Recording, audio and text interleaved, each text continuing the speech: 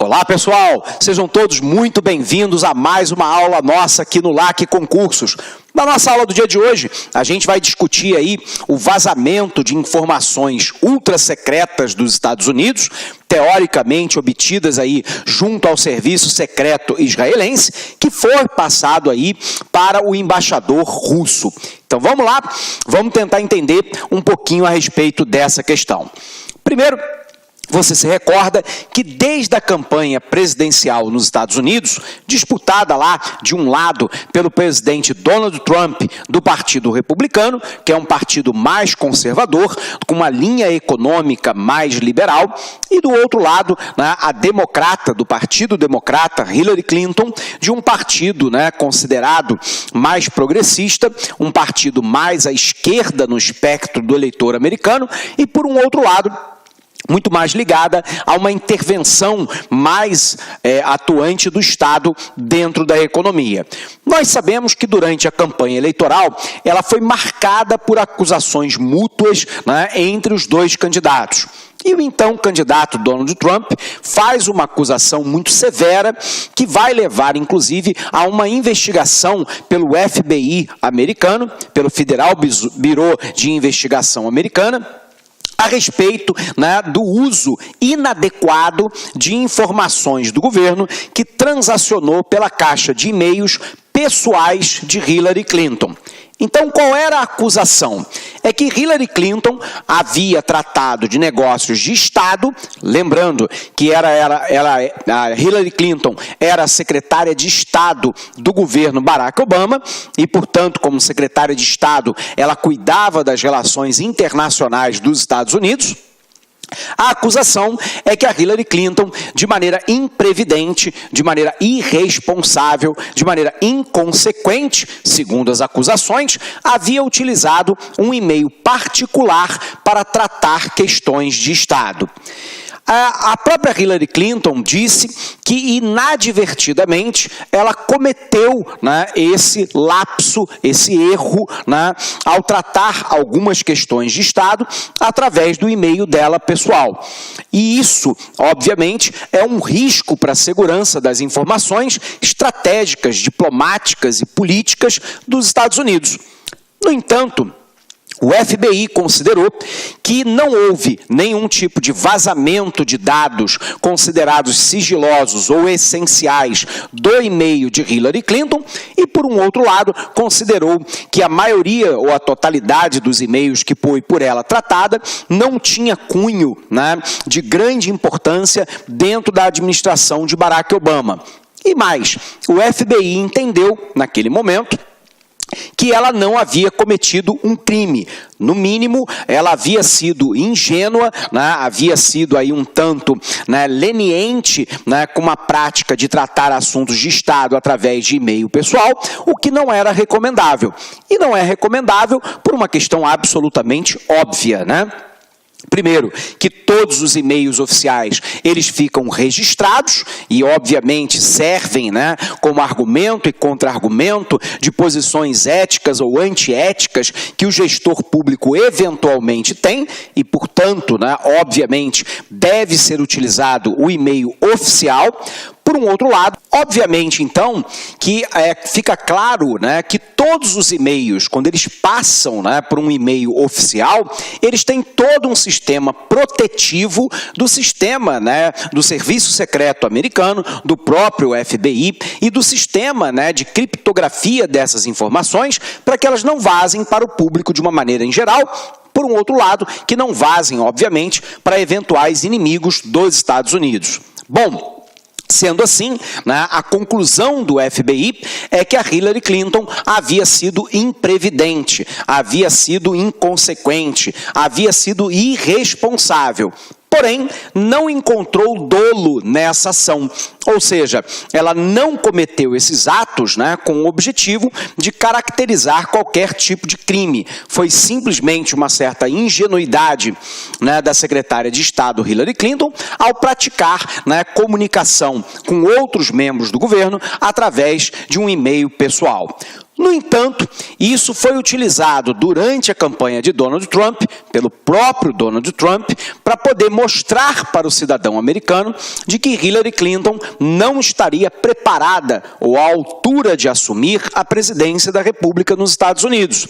Isso porque a alegação de Trump é que se, como secretária de Estado, ela tem uma ação imprevidente, inconsequente, irresponsável de tratar coisas de Estado através de um e-mail pessoal, imagina o que ela faria se alcançasse o poder, né, dos Estados Unidos, que é a maior potência econômica, política e militar de todo o mundo. Óbvio que essa avaliação é uma avaliação, no mínimo, extremamente exagerada, né, a respeito de um possível comportamento de Hillary Clinton dentro do poder. Mas, no jogo político, obviamente que isso funcionou. E isso foi mais um argumento, né, que o republicano utilizou para poder convencer a população americana de que Hillary Clinton era uma pessoa despreparada para poder assumir a função de presidente da República. Esse e outros fatores, então, levam à vitória de Donald Trump. Porém, durante toda a campanha, nós tínhamos um segundo elemento. Esse segundo elemento é de que, né, o Donald Trump, empresário, tinha relações privilegiadas dentro do governo russo de Vladimir Putin. Lembrando que Vladimir Putin foi por 2 vezes e de maneira sequencial presidente da Rússia, depois assumiu um mandato como primeiro-ministro, né, quando a presidência foi indicada por ele, né, Dmitry Medvedev, e agora assume lá, né, um 4º mandato, 2 como presidente, 1 como primeiro-ministro, agora está no 4º mandato de 6 anos como presidente e tem direito à reeleição. O resultado é que nós podemos caracterizar o regime de Putin como um regime proto-ditatorial. Ele controla as forças de segurança, o parlamento, controla o judiciário e controla com mão de ferro, né, os opositores e a mídia dentro da Rússia. Por um outro lado, Donald Trump tinha uma excelente relação com os russos, sob o ponto de vista empresarial. E aí surgiram-se especulações ao longo da campanha de que hackers russos, né, haviam, né, furado o bloqueio, né, do site de informações do Partido Democrata de Hillary Clinton, né, lançando uma série de infâmias na internet com o objetivo claro de prejudicar a campanha da democrata. E que isso havia sido atribuído a uma decisão do Kremlin, na Rússia, de prejudicar a campanha de Hillary Clinton, já que Barack Obama e Hillary Clinton se mostravam aí como antagônicos à política russa, por exemplo, de apoio à Síria na guerra contra o Estado Islâmico e contra os rebeldes, enquanto que Barack Obama e Hillary Clinton eram condenantes, né, dessa postura da Rússia de permitir a manutenção de uma ditadura no regime sírio que vem massacrando a sua própria população civil numa tentativa desesperada de permanência no poder. Os russos, então, segundo a denúncia, haviam utilizado hackers, né, para poder fazer uma devassa no comitê de campanha, né, de Hillary Clinton e difamar a candidata nas redes sociais. E para isso foi aberta também uma investigação no FBI a respeito deste assunto. Por um outro lado, havia uma outra denúncia durante a campanha de que Donald Trump, né, tinha relações privilegiadas com o Kremlin e que isso poderia, num segundo momento, né, render uma aliança mais forte entre ambos os países.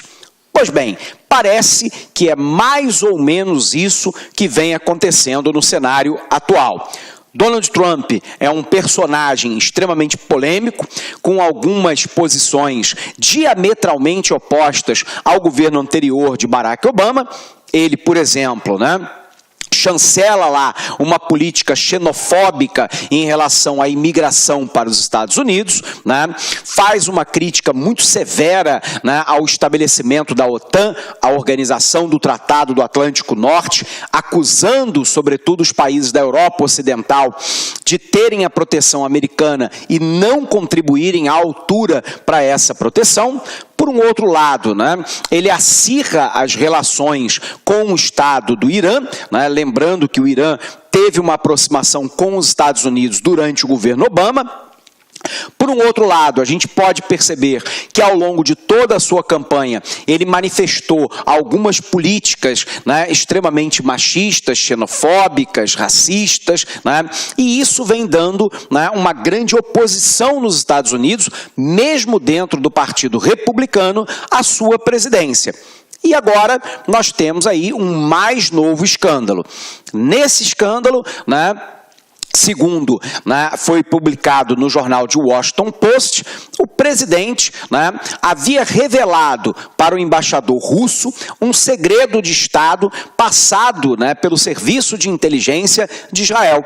Ele havia dito para o embaixador russo, passando informações fundamentais, de que o grupo Estado Islâmico, que atua sobretudo no Iraque e na Síria, preparava novos atentados terroristas pela Europa e também contra a Rússia, utilizando-se basicamente de notebooks e tablets explosivos que poderiam, né, ser carregados por passageiros em aeronaves comerciais. E que óbvio, né, se você explode um notebook ou um tablet, isso pode levar à queda do avião, obviamente com a mortandade. Olá, meus amigos, minhas amigas, sou o professor Luiz Antônio Carvalho e com muito prazer, muita satisfação, estou aqui para fazer um convite muito especial. Olha só, o concurso do IBGE está em processo de autorização. Nós acreditamos que brevemente essa autorização já seja realizada. E nós estamos convidando você para estudar com planejamento, com antecedência e foco para esse concurso. Para você aí, você deve saber disso, aqueles alunos que começam a estudar com antecedência, com planejamento, com foco, serão os alunos aí que terão maiores chances de ser aprovados, ou seja, que é aqueles alunos que ficarão competitivos. E nós, aqui da Lá Concursos, nós estamos fazendo um super curso pré-edital. Este curso nosso tem um período de acesso um pouco mais longo, são 180 dias. Durante esse período, você poderá assistir quantas vezes quiser e na hora que desejar o curso. Tá certo? Você vai receber todas essas atualizações. Lembro muito bem que no último concurso que teve em 2016, nós aqui da LAC, nós fizemos um super curso, fomos campeões aí de aprovação de resultado. Então, espero vocês aqui na LA Concurso com o nosso super curso pré-edital para o INSS, não, para o IBGE 2018. Forte abraço, espero vocês. Fui, tchau. Clique lá.